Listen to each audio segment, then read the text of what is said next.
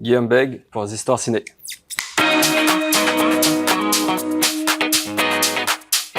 Guillaume, bienvenue dans Histoires Ciné. Je suis ravie de t'accueillir. Donc Guillaume, auteur, scénariste, en quelque sorte un conteur d'histoire. Est-ce que je peux te donner cette définition-là? Conteur d'histoire, oui. Je pense que le métier d'auteur scénariste, c'est conter des histoires. Et c'est conteur un peu particulier, vu que c'est un travail de conteur ou de conteuse qui se destine non pas au public, vu qu'on va pas réaliser le film, on va écrire le scénario qui, lui, sera transformé par des personnes pour en faire un film. Après, on parle de scénaristes pour la BD aussi, ou pour des séries audio, ou sur de choses. Donc, c'est surtout fournir un scénario pour que ça soit transformé de manière audiovisuelle ou audiovisuelle par d'autres personnes qui vont l'envoyer au public. Donc, à un moment donné, tu es démuni de ton histoire, alors? Si on veut le voir négativement, oui.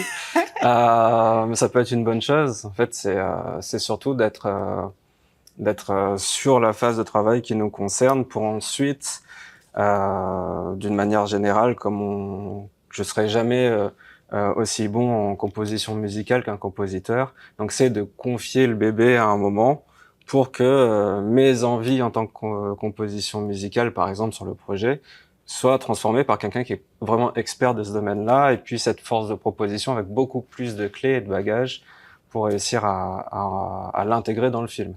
Donc en vrai, c'est plutôt positif, parce que ça veut dire que mes intentions, je dois les rendre assez claires pour que des gens qui sont beaucoup plus compétents à plein de niveaux de domaines, parce que là je parle de compositeur musical, ça peut être autant les comédiens, comédiennes, que tous les techniciens, les réals, les comédiens, comédiennes, qui vont s'emparer du projet. Et moi, je vois plutôt ça comme une bonne chose, en fait. Je leur laisse le bébé, et puis... C'est un passage de relais. C'est ça. Ok. Et donc, ça veut dire que ça demande une écriture hyper pointue, que tu disais, il faut être clair, il y a une méthodologie particulière pour ça? Alors, c'est un métier très technique. Ouais. Moi, je vois ça comme, il y a deux volets, en fait, dans ce travail d'auteur ou d'autrice. Il y a la partie technique, c'est-à-dire qu'on peut être autodidacte, mais autodidacte, pour moi, c'est on se forme hors du cadre scolaire, c'est pas on se forme pas. C'est pas un métier où on peut arriver, on a un génie, et puis c'est bon. Ouais. Ça s'apprend. Mais l'avantage, c'est que ça s'apprend. C'est qu'il y a moyen, et qu'il y a de plus en plus moyen, même à La Réunion, où il y a des écoles, où on a accès aux livres maintenant, il y a des cours sur Internet, il y a pas mal de choses. Mais en tout cas, comme on va s'adresser à tout un tas de personnes, faut être capable de parler un langage que toutes ces personnes-là vont être capables de se réapproprier pour faire leur travail ensuite. Et après, il y a le volet narratif. C'est ce côté conteur d'histoire. C'est-à-dire qu'on peut avoir toute la technique qu'on veut. L'important, c'est d'avoir quelque chose à raconter. Et quelque chose qui nous tient à cœur, parce que très vite, un scénario, même pour un court-métrage, ça peut très vite être plus d'1 an d'écriture. Pour un long, en moyenne, en France, je crois que c'est 2 ans et demi. Ah ouais. Donc, si c'est pas quelque chose qui nous tient à cœur, il y a des chances que ça se fasse pas, qu'on abandonne en route, que les difficultés soient trop grandes par rapport à l'effort fourni. C'est pour ça que c'est important d'avoir envie de raconter des choses, et que ce soit assez viscéral pour qu'on aille au bout. Et alors justement, tu parles d'inspiration là en quelque sorte. Enfin, où est-ce que tu puises inspiration? Est-ce que, de manière générale, alors là, je te pose la question à toi parce que c'est peut-être un individu dépendant, je sais pas. Oui et non. C'est individu dépendant parce que on va parler de nous dans nos films. Moi, je prends souvent l'exemple de Jurassic Park. Même s'il y a des gros dinosaures partout, il y a une histoire d'un homme qui doit devenir papa à la fin du film. Et ce questionnement familial est très présent chez Spielberg. Donc même quand on va parler de blockbuster, on parle de quelqu'un qui a un point de vue, qui va l'installer dans son film pour raconter une histoire que seul lui pourra raconter de cette manière.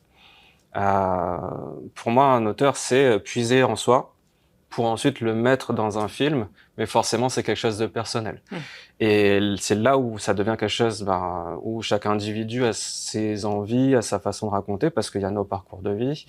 Moi, je viens de l'improvisation théâtrale à la base. J'en ai fait, là, je crois que je suis majeur. J'ai 18 ans, 19 ans d'impro. D'accord. Donc, en fait, ça va me donner un certain type d'idées, un certain registre. J'ai plus de facilité peut-être pour la comédie que pour que pour du drame, même si ça m'empêche pas d'en faire, mais parce que il s'est passé ça dans ma vie, parce que j'ai eu ces choses-là. Et généralement, l'une des premières choses qu'on apprend quand on commence à étudier le scénario, c'est parler de ce que vous connaissez et de ce que vous êtes.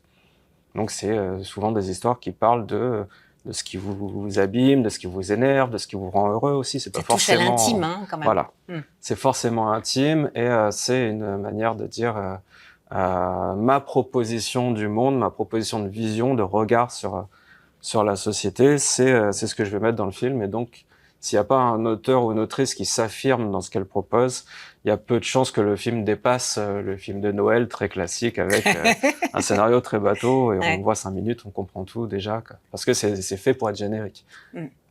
Si on veut travailler en tant qu'auteur, vraiment se positionner dessus, c'est mettre un peu de son âme avec tous les risques que ça, hein. C'est aussi de se mettre en danger parce qu'on va être jugé, parce que c'est du perso. Quand on fait un film qui parle de choses intimes et que des gens vous disent j'ai pas aimé, bah forcément on vous attaque un petit peu en même temps. Évidemment. Donc ça fait partie de cette Dur, hein. cette gestion-là, quoi. Ok, alors justement, alors là je zoome sur toi, ton parcours et ton actualité. Tu planches sur quoi là en ce moment?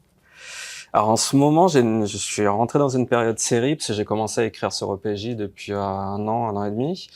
Et là, j'ai 2 projets de séries télé sur lesquels je travaille. C'est systématiquement avec des prods de l'extérieur, mais voire en copprod au local. Moi, je préfère bosser au local, mais après, il y a des amplitudes de projets qui font que des fois, on doit chercher ailleurs. Mais en tout cas, ça se tourne toujours à La Réunion. Pour l'instant, j'ai aucun projet qui se tourne ailleurs, mais sur différentes époques. J'ai un projet de cœur qui s'appelle Marron, sur une série sur le marronnage, que je travaille depuis quelques années déjà avec Denis Vierge, qui est l'auteur de la BD qu'on adapte très librement. Et après, des choses plus quotidiennes. Et je bosse là sur 2 premiers longs métrages. Et, j'ai quelques courts métrages là qui sont en développement. Ah oui, donc plein de projets en parallèle en fait. Donc ça demande au niveau cerveau intellectuel de jongler. Comme je suis pas réal, il y a beaucoup d'auteurs réalisateurs, d'autrices réalisatrices. Moi, je suis spécifiquement scénariste. Je fais très peu sur la réal, j'y vais mais très ponctuellement. Ça m'amène à être obligé, si je veux en vivre, de cumuler les projets et de trouver un équilibre là-dessus, sachant que je peux pas me plonger dans un long métrage et puis à 3 heures de l'après-midi passer sur l'autre projet et puis le lendemain matin passer sur un autre. Ça veut dire réserver des temps pour vraiment avoir la possibilité d'approfondir chacun de ces projets-là. Mais forcément, plusieurs projets à la fois. Peut-être un peu trop en ce moment pour mon sommeil et ma santé mentale. Mais 2 dernières questions. Donc justement, tu parlais en vivre. Est-ce qu'on peut bien vivre de ce métier? Oui, moi en tout cas, ça va. Mais c'est pas facile. Voilà. C'est pas facile. Ça veut dire se connecter à des réseaux. C'est tout un tas de travail à faire au-delà de raconter des histoires. C'est réseauter, trouver parfois un agent pour débloquer certaines choses, aller à la recherche de rencontrer des producteurs. Moi, je vais très souvent dans d'autres pays pour y rencontrer des prods, pour y rencontrer des projets aussi.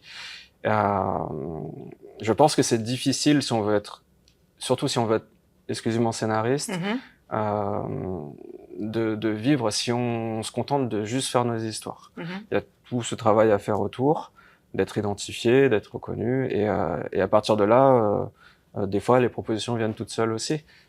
Mais même si c'est pas facile, ça devient possible, en tout cas. Et je pense que ça va le devenir de plus en plus, vu qu'à La Réunion, c'est de plus en plus développé.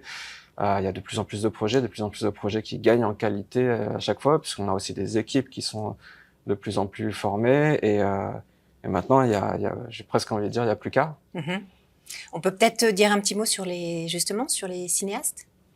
Donc moi, je suis président d'une association qui s'appelle Cinéastes de La Réunion, qui est un regroupement d'auteurs, d'autrices de Lille. On est entre 70 et 100 selon les gens qui sont à jour de cotisation. Mais voilà, fiction, documentaire, animation, on parle surtout de l'art créatif, d'écrire pour de l'audiovisuel ou du cinéma. Et ce qu'on met en place, c'est des ateliers, des accompagnements, des retours sur les scénarios, une résidence d'écriture documentaire qu'on fait tous les ans depuis quelques années déjà, au niveau de la zone océan Indien. Bon, là, on est en collaboration avec Madagascar, Maurice, Comores. Euh, et on a des masterclass, on fait venir des pointures un peu de la filière. Le tout, c'est de permettre à des gens de développer leur pratique, de gagner en compétences C'est top. pour améliorer la filière. On est assez marqué par une vision de faire ça collectivement. Je suis assez convaincu de ça. Je pense que vouloir travailler de manière individuelle, enfin, il y a la phrase très bateau de tout seul, on va plus vite, mais on va moins loin, en fait, Ouais. parce que ce collectif-là, il nous nourrit, on profite de retour, on profite des expériences des autres, et même sur un plateau. Enfin, là, hier, j'étais sur le plateau de la série, il y a 70 personnes. Vouloir réfléchir de manière individuelle, c'est à mon avis, pas très malin si on a une vision sur le long terme, quoi. Ok. Allez, on termine en une phrase ou deux, un petit conseil pour ceux qui voudraient se jeter dans ce métier. Euh, Formez-vous pour pouvoir vraiment, une fois que vous avez assez de matière, vous amuser, parce que c'est vraiment des métiers de passion une fois qu'on est dedans, et parlez-nous de vous. C'est ça qui intéresse les gens, en fait. Vous êtes Sujets. des sujets universels. N'ayez pas honte de parler de vous, en fait, c'est ce qu'on a envie de voir. Bah, écoute, c'est une très belle conclusion. Merci beaucoup d'être venu. Merci à Et toi. puis, vous, je vous retrouve pour le prochain métier dans Histoire Ciné. Et n'hésitez pas à commenter, à liker, et puis poser des questions.